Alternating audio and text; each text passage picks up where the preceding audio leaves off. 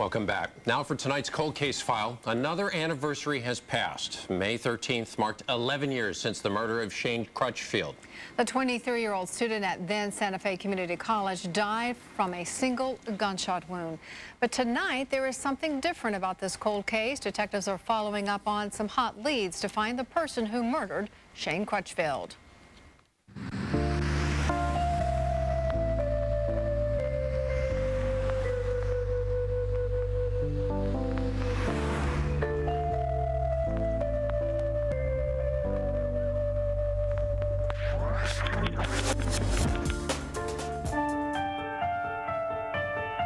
Family that we've been in contact with them, they gave us some information. Cold case detective Heather Phillips refers to the family of Shane Crutchfield and their help in providing information in the murder of their son.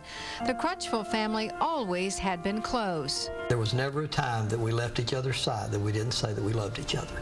And now the closeness of that family may be paying off. The Crutchfields knew all of Shane's friends, and now deputies are interviewing those friends because they believe they could hold the key to unlocking this murder mystery. We have interviewed several people across the state of Florida that lead us to some interesting information that makes us cautiously optimistic that we could possibly solve the case in the near future. Shane's future was snatched in the middle of the night by a gunman in the doorway of his Hickory Hills apartment.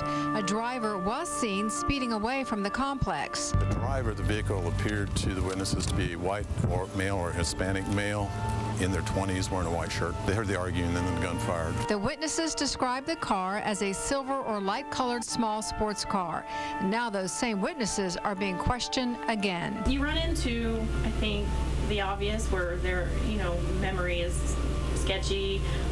Some people remember details very well about the incident, depending on how close they were to it. And usually, I think if you're telling the truth, it's kind of easy to keep the story straight, but when you're, telling lies and you can't keep what you're saying straight. Cold case detectives are now focusing on several key people as they determine who is telling the truth and who is lying. Once they get the answers they need, an arrest will be made. Closure for detectives, but not for the Crutchfield family. I don't believe in closure. I think closure is when you forget about that person. There's not a day that goes by that my wife and I don't think of my son.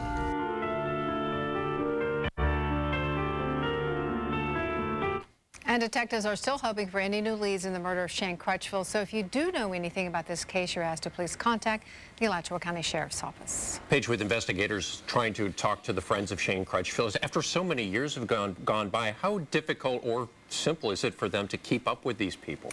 I've been a lot on Mr. Crutchfield. He is an amazing man. He has stayed very close with friends, stayed in contact with a lot of different people over the years, never giving up hope that this case will be solved. So I do give him a lot of credit for making sure that he's always kind of known where everyone was going or where they have been, and he has been able to help detectives with this. And hopefully one of those people will lead them to the killer. Okay. Bill's in with your Tuesday.